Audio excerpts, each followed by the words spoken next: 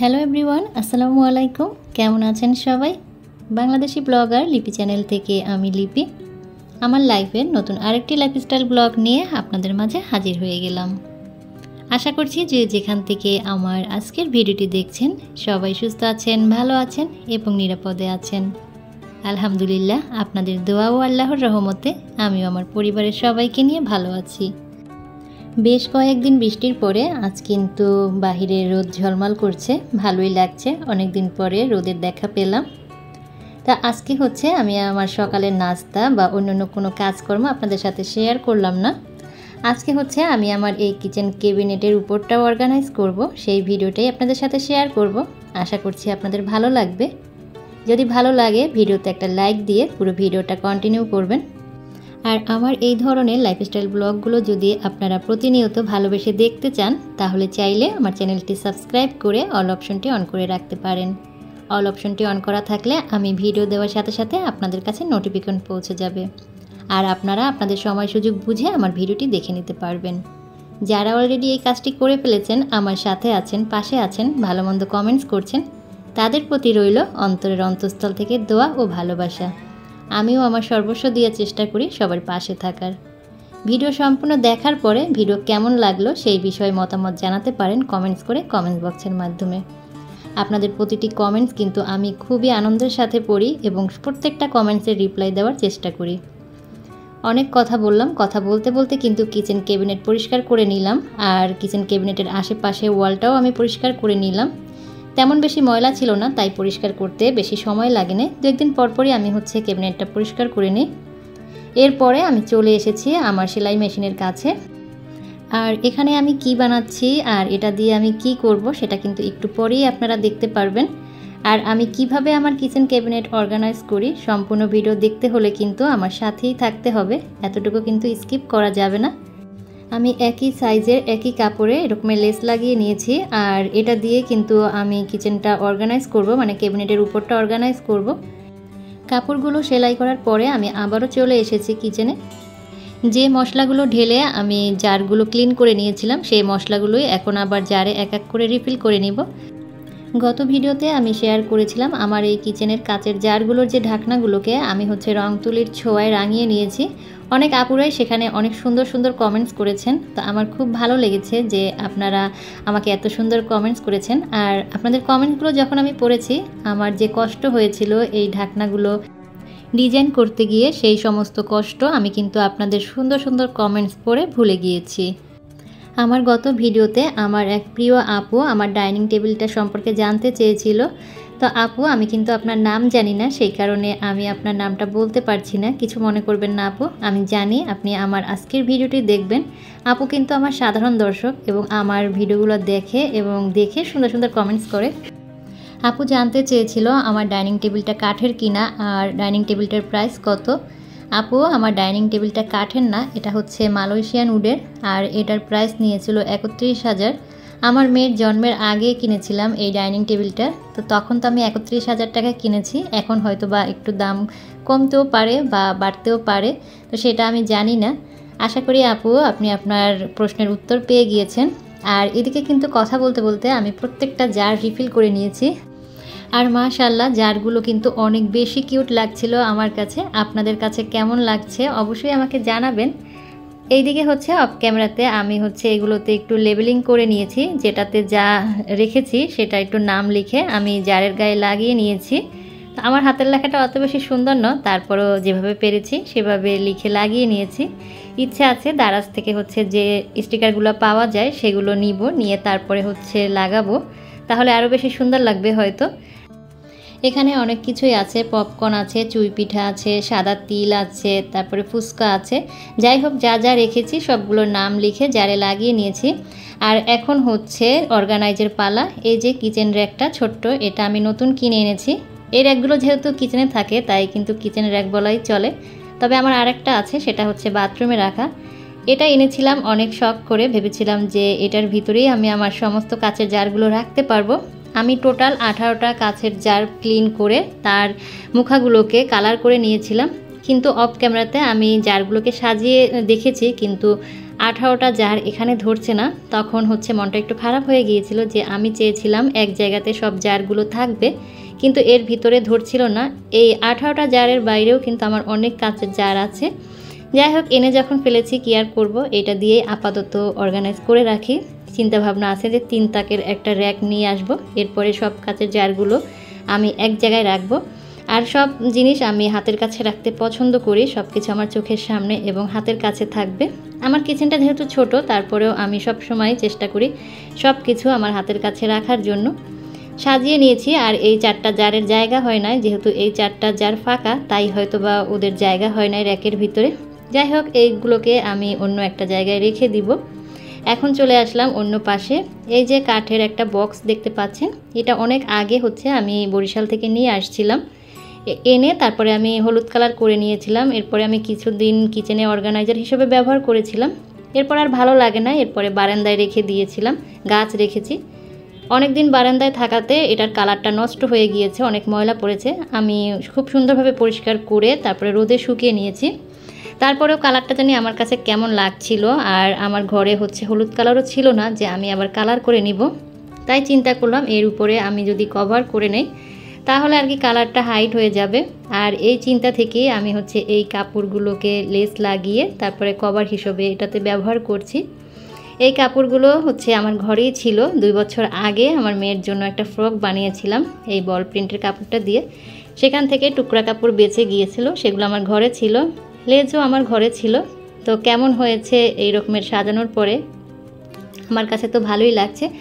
আর ভিতরের যে কাঠের অংশগুলো দেখা যাচ্ছে এগুলো কিন্তু হাইট হয়ে যাবে জারগুলো রাখার পরে। একদম নিচের তাকে হচ্ছে আমি এই যে চা, চাপাতি, দুধ এই জারগুলো রাখলাম, আর তার সাইডে হচ্ছে ছোট্ট এই মশলার বক্সটা রাখলাম। এটা হাতের কাছেই রাখলাম, এটার ভিতরে যেহেতু মশলা রাখি, আর মশলা তো সব সময় লাগে। উপরে হচ্ছে সিরামিকের এই জারগুলো রাখলাম। সিরামিকের এই জারগুলো এখানে এখন রাখার পরে মনে হচ্ছিল যে এই সিরামিকের জারগুলো পরিপূর্ণ একটা জায়গা পেয়েছে। এত সুন্দর সুন্দর জার সুন্দর জায়গায় না রাখলে কিন্তু মানানসই হয় না, মানে মানানসই লাগেও না। তো আমার কিচেন যেহেতু ছোট, চাইলেও আমি কিন্তু কোনো সেলফ এনে অর্গানাইজ করতে পারি না। আজকাল কিন্তু অনলাইনে অনেক সুন্দর সুন্দর কিচেন সেলফ পাওয়া যায় কাঠের, আমি শুধু দেখি আর আফসোস করি যে আমার যদি বড় একটা কিচেন হতো, এগুলো আমি নিয়ে তারপরে অর্গানাইজ করতাম, কতই না ভালো হতো। যাই হোক, যেভাবে পেরেছি সাধ্যের মধ্যে সাজিয়ে নিয়েছি। সত্যি আমার কাছে এখন খুব ভালো লাগছে সিরামিকের জারগুলো, যেহেতু নিচে লাল আর সিরামিকের জারগুলো সাদা, লাল সাদার কম্বিনেশনে কিন্তু খুব ভালো লাগছে। আর এই সাইডে হচ্ছে এই যে জুড়িটার ভিতরে আমি আমার চপিং বোর্ড আর কোস্টারগুলো রেখেছি, সেটা রেখে দিলাম। এবার চলে আসলাম ক্যাবিনেটের নিচের অংশে। ক্যাবিনেটের নিচের অংশে যে র্যাকসিনটা দেয়া ছিল এটা আমি ধুয়ে শুকাতে দিয়েছিলাম, বারান্দাতে শুকিয়ে গিয়েছে, এটা বিছিয়ে দিলাম। আর কিছু কাচের জার আমি এই ঝুড়িটার ভিতরে রাখলাম, সাথে আছে আমার ভিনেগার। নিচের তাকে হচ্ছে আমি খাবার দাবার রাখবো, রান্নার পরে যে পাতিল টাতিল থাকে সেগুলো রাখবো, কিংবা আমি অনেক সময় খাবার বেড়ে টেবিলে নিয়ে যাই না, সরাসরি রান্নাঘরেই রাখি, তো তখন হচ্ছে এখানে রাখবো সেই চিন্তা করে একদম ক্যাবিনেট নিচটা ফাঁকা রেখেছি। আর এই তো আমার ক্যাবিনেটের উপরের ফাইনাল লুক। কেমন লাগছে অবশ্যই আমাকে জানাবেন, আপনাদের মতামত জানার অপেক্ষায় রইলাম আমি। অনেক দিন পরে কিচেনটাকে একটু মনের মতো করে সাজাতে পারলাম, খুব ভালো লাগছে আমার কাছে।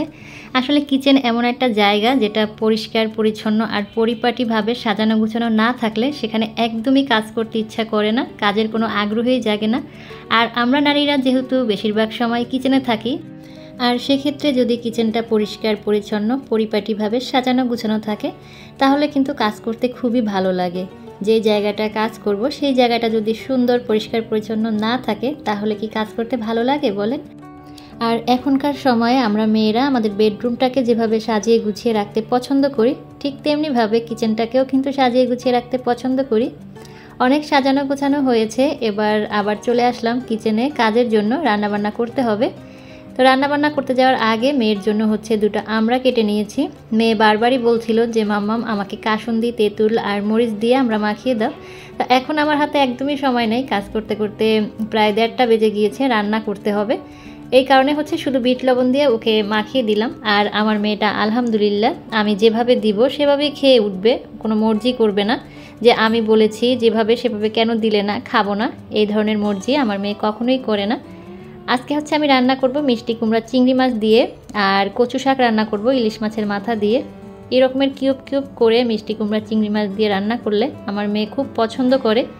কি পেয়েছে মিষ্টি কুমড়ার মধ্যে 2-1 দিন পরপরই বলবে যে মিষ্টি কুমড়া নিয়ে আসো, মিষ্টি কুমড়া খাবো। ওর কিন্তু মিষ্টি কুমড়া খাওয়া নিষেধ, মিষ্টি কুমড়াতে কিন্তু অ্যালার্জি আছে, তারপরেও হচ্ছে ওর খুবই এখন পছন্দ মিষ্টি কুমড়া। যেহেতু পছন্দ করে না দিয়েও পারি না, তবে বেশি দেই না, অল্প একটু দেই আর কি। মিষ্টি কুমড়াটা আমি অফ ক্যামেরাতে রাইস কুকারে বসিয়ে দিয়েছি, আর এদিকে হচ্ছে চুলায় আমি কচু শাকটা রান্না করে নিব ইলিশ মাছের মাথা দিয়ে। কচু শাক তো আমার মেয়ে খাই না, কচুর কথা শুনলেই হচ্ছে ও ভাবে যে মুখ চুলকাবে। কচু জাতীয় কোনো খাবারই ও মানে দেখলেই ভয় পায়। তো এর আগে হচ্ছে আমি কচু শাক রান্না করেছি, আমি যে গ্রাম থেকে কচু শাক নিয়ে এসেছিলাম তার অর্ধেকটা রান্না করেছিলাম। মেয়েকে বললাম যে একটু খাও, বললো যে খাবে না। এর পরের দিন হচ্ছে একটু ছিল, সেটা আমি গরম করে ভাতের সাথে মাখিয়ে ওকে খাইয়ে দিয়েছি।